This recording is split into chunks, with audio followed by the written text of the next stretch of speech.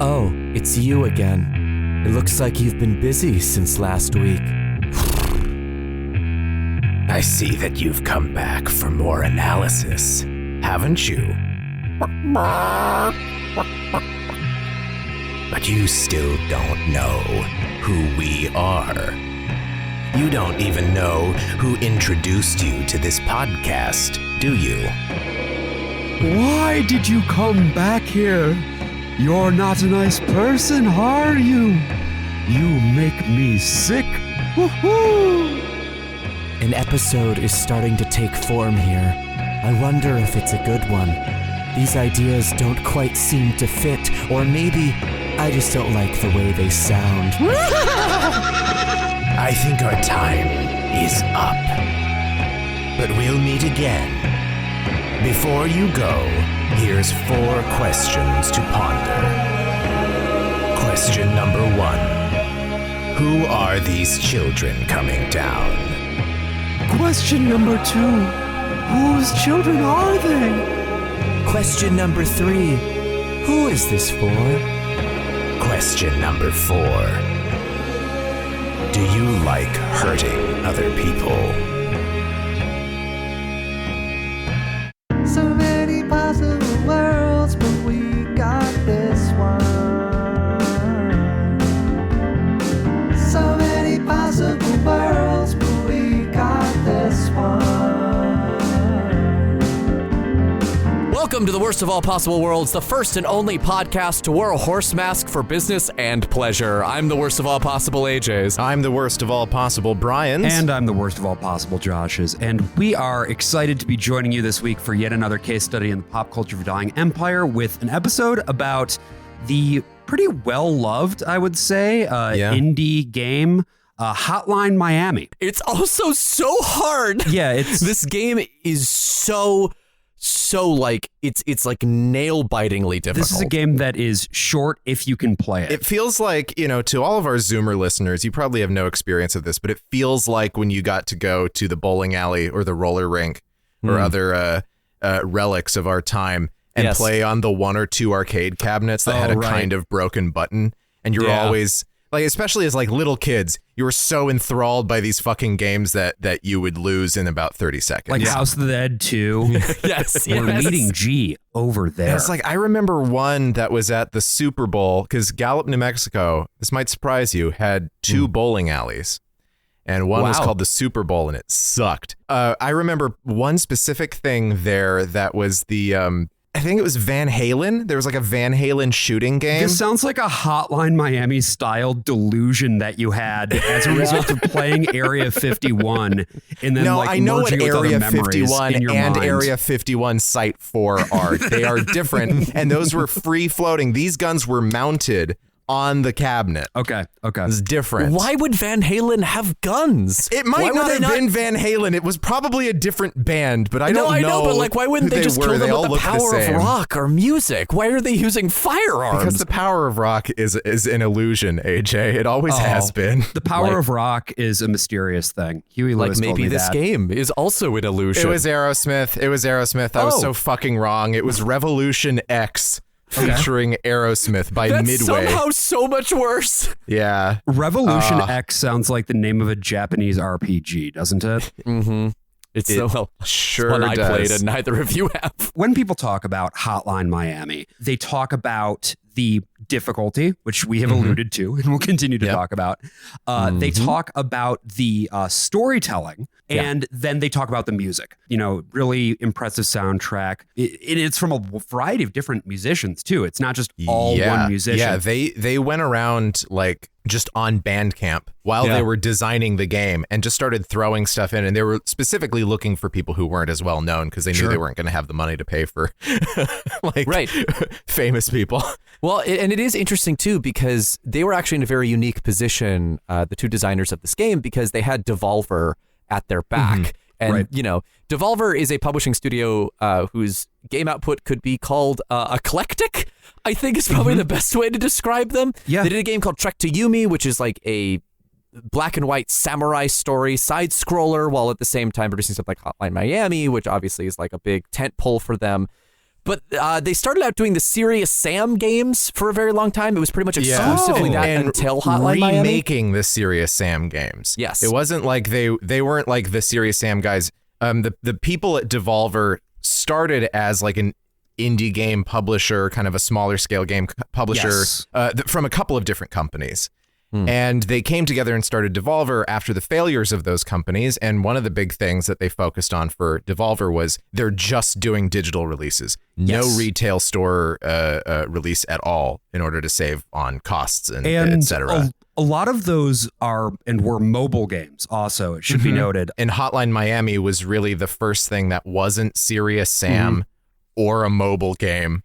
And it launched them into the stratosphere now, right? Yeah. Like they're a They massive. also got Fall Guys now, I think is sort of their main source of income. But well, they sold Fall Guys. Oh, they were did. really So, I mean, smart. They were in charge of Fall Guys when it started, and then they sold it almost immediately and made a shit ton of money off of it without having to continue maintaining Honestly, the servers. good for them. Like that game, I feel like peaked a couple weeks after it was released. Not saying Fall Guys is a bad game. It's not.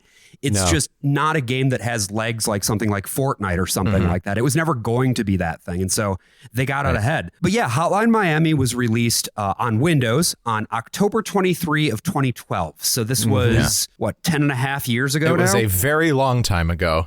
And we only get older. But it doesn't feel that way playing it, which I think is so interesting. Well, we're going to dig into sort of the deeper implications of the story, but like they tapped into something in this game that was very prevalent at the time, but I feel like most of the establishment, especially in the United States, was sort of sweeping under the rug, which is American nationalism in a very prophetic and frankly uncanny way, especially because these two guys are not American. They are, in fact, Swedes. Dennis Wedin and Jonathan Soderstrom are two Swedish guys. Soderstrom is also known as Cactus or Cactus Squid, all one word, Cactus Squid, and was making little like browser games, little tiny things in the Game Maker engine, and then was like, okay, well, now I need to make something where I make money. He actually had managed to get a patron who gave him $1,000 a month for a little while so he could cover his rent. Yeah, for about 2 years. We have some of those. We do. Not for that amount of money, at least not from one person. We should do $1,000 tier and call it the Hotline Miami tier. Yes. If you give us $1,000 a month, we will make Hotline Miami. That's right. Again. Jonathan Soderstrom got together with Dennis Wedin, who was in the like Swedish punk scene and also working at a kindergarten and studying to eventually become a kindergarten teacher. And they were like, let's try to make a game that makes money. And so Wedin just looked through all of Soderstrom's like unfinished games. His back catalog, he had about 50 of them. He had something called Super Carnage, which if you look at it now is instantly recognizable. It doesn't have the 80s theme to it, but it has the basic like room layout, the dogs, the people. It's all top down, stuff like that. Yeah, the protagonist is fully nude. That's a little different, but Oh, he's much like me in that regard. Yeah, I don't know why you keep insisting on doing these zooms nude, Josh. I just very love to distracting. become nude. who doesn't? But you know what? The horse head is a new addition, and I gotta say, I'm a fan. You want to elaborate on that at all? Or? Well, you know, it's You want interesting. to 'cause gallop with that? Yeah, I think I really do, because I think it's time for another installment of Ooh Yeah, AJ's Horse Corner. So there is a horse in this game. Yeah. It is a woman in a horse mask, and you know, she's mostly pixelated, but there is a wonderful poster of her, and that's a good looking horse. Ooh yeah, AJ's Horse Corner. It's a person. So, yeah. Like, congrats on feeling sexual attraction to a human being instead of an animal this time. And we don't You know actually what? have to do It's it. growth for you, and Yeah. we're It is proud. growth. Yeah. It's just a step in a Nope. direction. Who's to say Yeah. whether it's right or wrong? Only God can. And he's not here. So Super Carnage became Cocaine Cowboys for a little while. That's when they pitched it to Devolver Digital. They got the title. They said they had been watching trashy shit like Cocaine Cowboys, which could mean one of two things. It could mean that they watched the sort of reactionary 2006 documentary which is also kind of a very good documentary. I just watched it today. Informational, has some interesting perspectives. Or they watched the 1979 Andy Warhol film Cocaine Cowboys. Oh. Which is trashy in its own right. Both of these movies are on Tubi, by the way. So then somewhere along the line, while they were working on it, they realized, we can't just call this Cocaine Cowboys because there's already that's already a thing that exists. Yeah. Even though it's like named after like a term that was being used by the police and the news media and everything. But like they wanted to get around that trademark issue and just not have to deal with that. So then it's sort of like how early Hotline on in Miami. this podcast's development, we were going to call the show Trash Future. Yeah. And we ran with it for a while, and I was like, maybe we should try a different name. Well, if you listen to episodes 6 through 10, when I chose the second name, you can tell that we had to bleep it out because I thought I came up with this on the spot and I just thought Chapo Trap House sounded really catchy. Weirdly enough, that was also a working title for Hotline Miami. Oh, okay. Was Chapo Trap House? You could throw almost any podcast title from the Dirtbag Left and it would work for this game. Including but not limited to the worst of all Chapo possible Trap House worlds. and the worst of all possible worlds. Yeah. 5-4. If books could kill.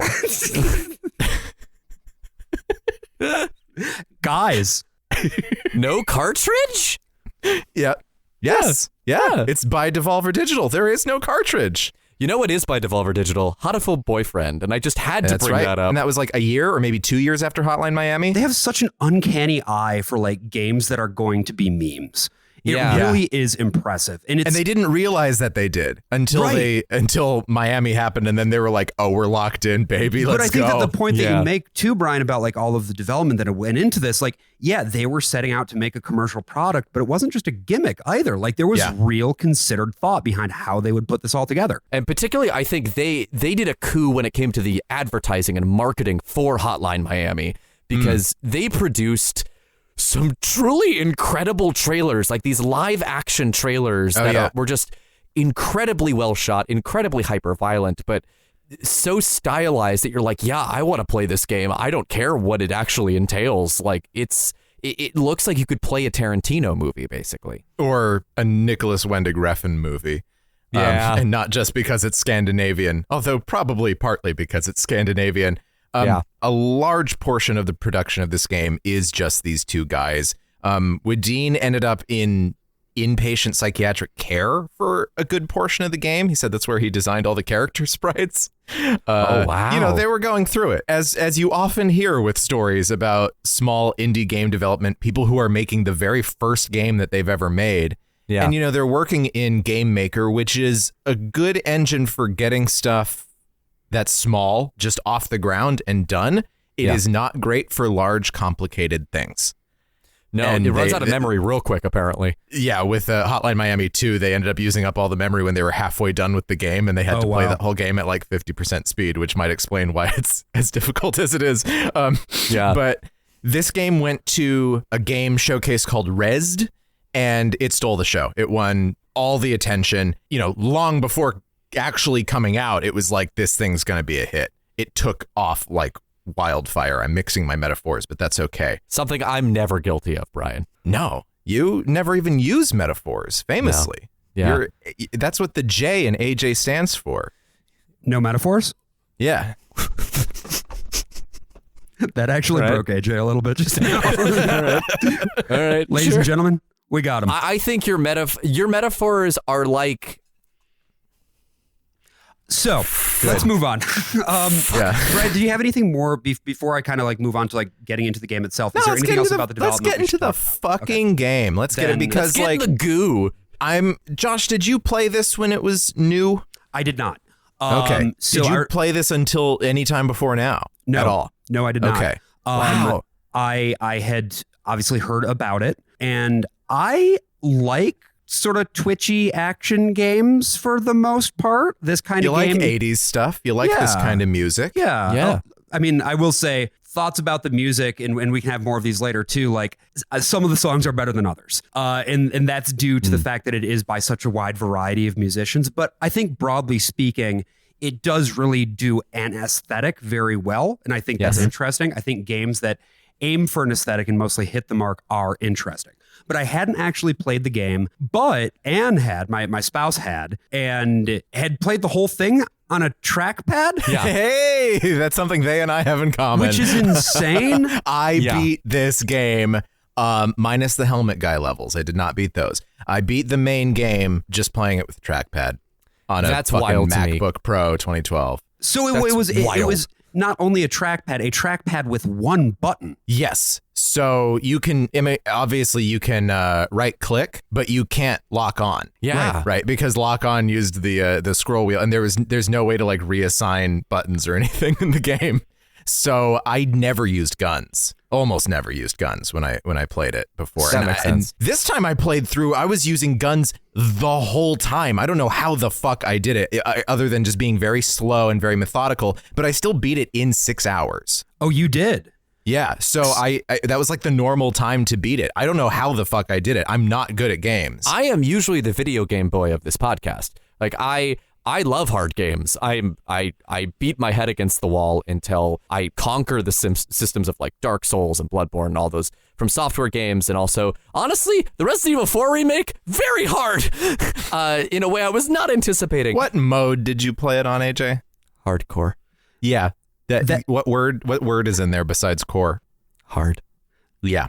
The thing is, though, they recommend that you play on that mode if you've played RE4 before. I know, and that's wild because you should not. You should not. No. You should just do standard mode, and then once you get a feel for it, then go to hardcore. But they're just like, that's the thing. That's the thing about Hotline Miami, right? There is no mode. Nope. Right. It is just this game the whole way through, and it's very much. I drew some weird comparisons earlier to games featuring bands that I said were in the game and were not because it was an Aerosmith game. But the actual comparisons are to games like Splatterhouse or Smash TV, right? Yes. You know, especially Smash TV. And this game moves very, very fast. And I think the reason it kept me playing, whereas other games make me go, no, fuck this, is that when you die, you press the R button and you are immediately back up on your feet at the beginning of the stage. Yeah. Which is smart. There's a few games that do this. I'm thinking about like in games that are kind of from this era that are very twitchy.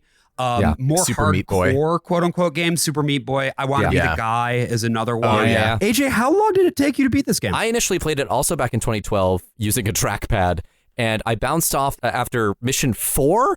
I think 4 is the one that'll kill you. Yeah, 4 is it's so difficult. And I was just like, what I said was I didn't give up on the game. I was just like, I will play this once I get a mouse, and then I never bought a mouse.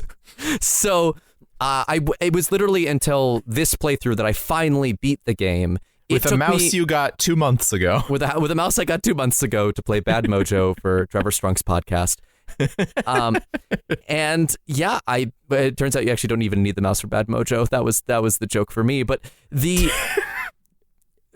I beat it in about 5 to 6 hours. Okay. As well. So both of you are just better at this game than me. Because well, Josh, when did you start playing the game? Last week. Okay. I mean, like, I think there's difficulty in trying to get through a game all at once. You know, like it's a different story because I'm sure I did not play through Hotline Miami within a week's time. Sure. I'm sure it took me a couple of months of being like, I'm going to put this down for a while and then coming back to it when I feel refreshed. And you already also had sort of the memory of that the most recent time you played through it again. I mean, sure. Yeah. I played a good portion of Hotline Miami too in the meantime. Sure. I feel like once you get the systems in it, like you understand the rest of the game. They do a couple of variations a little bit later on that we'll talk about that I think are very interesting changes to the design aesthetic.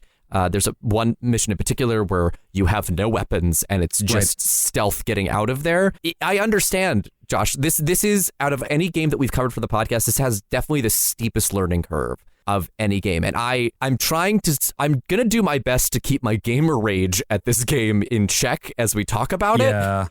Because there's so much going on in it that I really love and I think is doing some really cool stuff. But there's some gameplay stuff that is so maddeningly just convoluted that I don't know. Listeners, if you can't tell, we are never going to do Hotline Miami 2. So just enjoy this episode for what it is. I'm better at Hotline Miami 2, I found out. Brian, after this afternoon when we got off our call, I sat down, I blazed through like half of that game. Oh my God. Yeah, did you get to Hawaii? I did. I'm really good at Hawaii. Oh, suck my dick. Fuck off. Okay.